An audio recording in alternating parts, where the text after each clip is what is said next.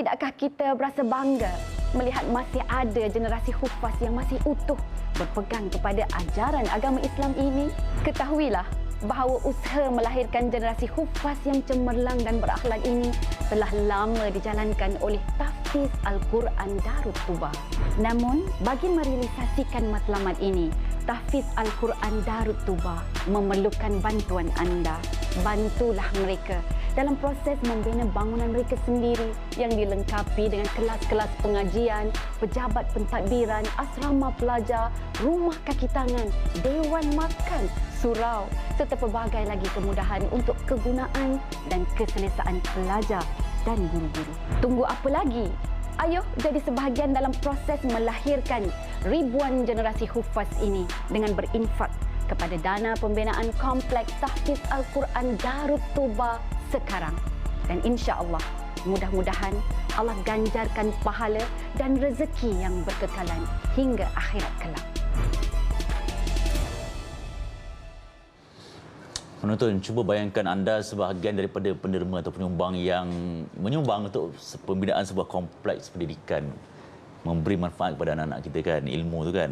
Okey, saya bersama dengan Ustazah Hisfadiah Muhammad Dasuki selaku pendakwah dan juga wakil Tahfiz Al-Quran Darul Tuba. Assalamualaikum Ustazah. Waalaikumsalam warahmatullahi wabarakatuh. Sihat dia Hadi? Alhamdulillah semakin sihat nampaknya. Betul, sangat ceria.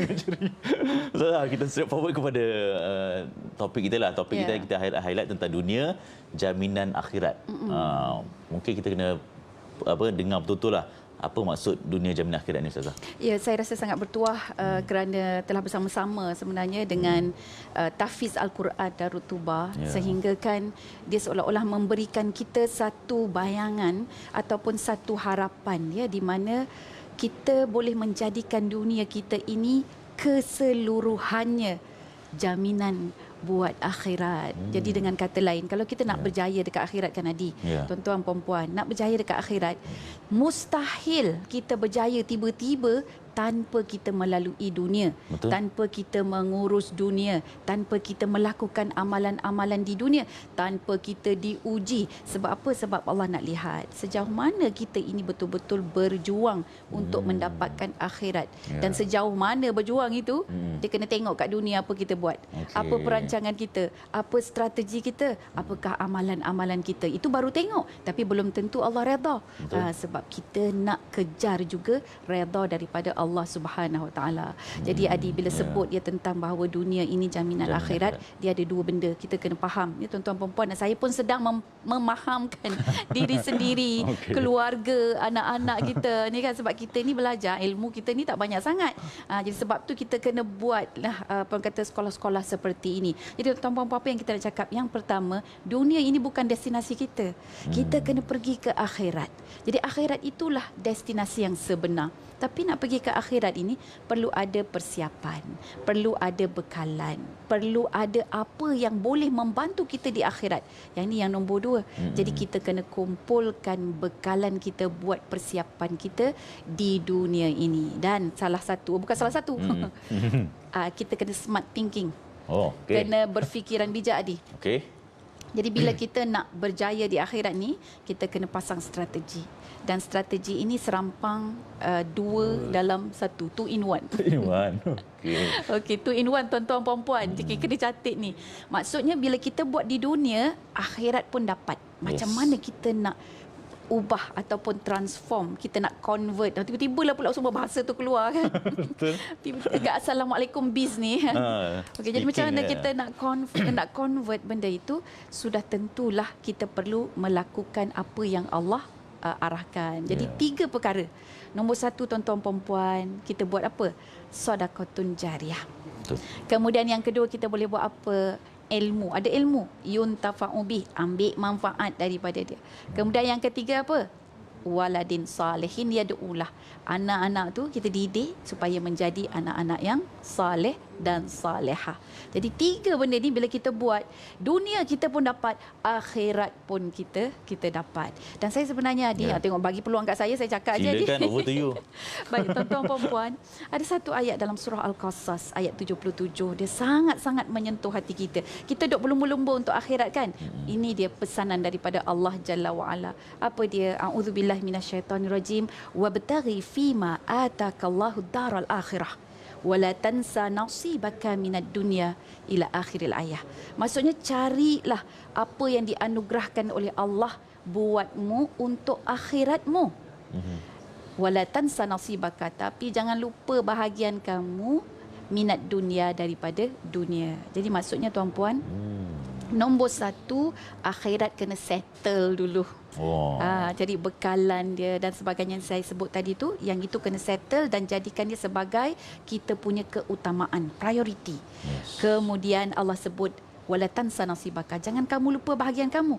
Dan bahagian kamu inilah yang bukan sahaja kita kata kesenangan kita makan, minum, tempat rehat lah, tempat tidur ke kan. Dan bukan itu saja tuan-puan, tapi kita kena fikir apa yang boleh menjadi kelangsungan. So kelangsungan itu sudah tentulah kita perlu menyediakan generasi-generasi yang hebat. Sebab dia bila mereka hebat, masyarakat pun hebat, negara kita pun hebat. Dan kemudian akhirat kita pun akan jadi hebat, Adi. Memprioritikan akhirat lah sebenarnya kan. Betul. Dan juga sebab kita ni ialah nawaitu kita untuk melahirkan generasi-generasi yang begitu berilmu, yang terus mengalirkan manfaat tu sampai bila-bila lah. Kongsikan sikit Ustazah, ialah antara amalan sedekah yang bagaimana yang boleh memberi ganjaran pahala yang terusan Ustazah. Okey. Saya sarankan tuan-tuan dan puan, kita fikir satu saja sebab kita tahu akhirat kita ini sangat dekat dengan kita. Dan kita tahu mati itu adalah bila-bila masa, anytime. Jadi 3 perkara yang saya sebut awal itu. Yang pertama, mesti kita peruntukkan. Ini tahun baru dah kan? Apakah perancangan kita pada sudut harta benda kita, keuangan kita, kehidupan kita. Jadi nombor 1, kita letak bahagian di mana adanya sedekah. Dan sedekah itu pastikan dia jariah. Maksudnya dia digunakan lagi dan lagi tanpa berhenti. Kemudian yang kedua, ilmun yuntafa'u bih. Cari tempat ataupun bahagian di mana ilmu itu aktif dan disebar luaskan. Kemudian yang ketiga, waladin salihin yad'ulah. Anak-anak yang saleh yang boleh mendoakan kita. Tapi Adi, ada sebahagian daripada kita tidak ada anak. Tapi duit melimpah ruah. Ada sebahagian daripada kita, Masya Allah, ilmu tak ada, tapi suka mendatangi majlis-majlis ilmu.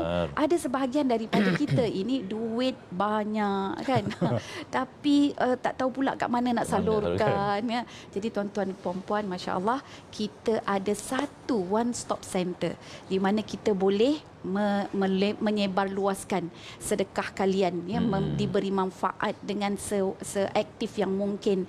Kemudian kita ada ilmu yang juga disebarluaskan, dimanfaatkan. Kita ada anak-anak yang merupakan anak-anak kita juga walau bukan datang daripada rahim kita, iaitulah tahfiz Al-Quran Darut Tubah. Ya, dia sebagaikan combo lah. Betul. Dia one stop center. Jadi kan? combo. Dan kita nak buat sebenarnya satu kompleks. Kita biasa dengar kompleks sukan. Betul. Kompleks membeli belah. Wow. Jadi apa kata kita buat kompleks tahfiz Al-Quran. Dan ini telah dimulakan oleh tahfiz Al-Quran Darut Tubah yang berada di Tangkak, Johor, Hadi. Okey. Ustazah, kongsikanlah anggaran dana dia macam mana dan gambaran kompleks tahfiz tu macam mana bila siap nanti? Baik. Saya jumpa dah, saya dah pergi dah ke sekolah ni. Sebab saya ni jenis sangat pemilih, Adi. Dan bila pergi tu saya rasa sangat terharu sebab sebenarnya banyak sangat permohonan untuk masuk ke sekolah ini. Tapi oleh kerana bangunan, fasiliti dia itu tidak lengkap. Jadi setakat ini dia hanya boleh menampung 80 orang pelajar aja. Setakat ni. Dan 80 orang itu adalah anak-anak tahfiz yang berkualiti, yang bukan sahaja menghafal Al-Quran, malah mereka dihidangkan dengan pelbagai bidang-bidang. Antaranya bidang pengucapan awam. Kadang-kadang kita tahfiz, hafaz Al-Quran tapi tak pandai pula nak cakap, nak sampaikan, betul tak? Dan bukan setakat itu, yang tak pandai bercakap, dia ada skill kemahiran-kemahiran kehidupan yang lain. Sangat menarik. Dan tahfiz dia itu dia ikut style Turki. Dia menggunakan cara Turki, pendekatan Turki, dan saya rasa Masya Allah ini merupakan satu pembangunan pendidikan yang cukup baik, dan kita nak menegakkan ataupun membangunkan kompleks ini. Cuba bayangkan macam kompleks membeli belah tu. Inilah dia kompleks Al-Quran yang kita ada. Dia ada kelas pengajian, dia ada kelas untuk syahadah, dia ada kelas untuk kemahiran-kemahiran macam-macam lagi, termasuk yang berfasiliti atau berteknologi tinggi, makmal dan sebagainya. Maka yang kita perlukan ini adalah sebanyak 11 juta. Dan setakat hari ini tuan-puan, kita ada dalam 600,000. Alhamdulillah, dengan duit yang ada itu kita buat sedikit-sedikit, tetapi kita perlu ada target. Kita perlu ada matlamat untuk membangunkan ummah, tempat yang selesa buat anak-anak kita, tempat yang mudah untuk kita menyebar luaskan ilmu ini. Kalian RM1 atau RM10 atau RM1,000 tak kisah, kalian derma di kompleks ini, pembangunan kompleks ini, kalian akan dapat 3 dalam 1 sedekah jariah, ilmun yuntafa'u bih, dan waladin salih yang sentiasa mendoakan kalian. Masya Allah. Amin, amin, insya-Allah. Ustazah, terima kasih banyak atas perkongsian. Mudah-mudahan kita dapat sama-sama bergembeling tenaga menyumbang apa kudrat yang ada, termasuklah memberi menyalurkan dana ni kepada kompleks tahfiz Al-Quran Darul Tuba, insya-Allah. Ustaz, terima kasih lagi. All the best, saya doakan. Ya, terima kasih Adi. Moga dapat direalisasikan, insya-Allah setelah nanti. Amin. Okey, para penonton, kita nak rehat sekejap. Jangan pergi mana-mana. Sanggupkah kita melihat generasi pemimpin ini terus hanyut mengejar duniawi semata-mata? Ayuh bersama-sama kita bantu usaha tahfiz Al-Quran Darut Tuba, sekaligus menjadi sebahagian dalam proses melahirkan ribuan generasi ulama dengan menyumbang kepada dana pembinaan kompleks tahfiz Al-Quran Darut Tuba sekarang.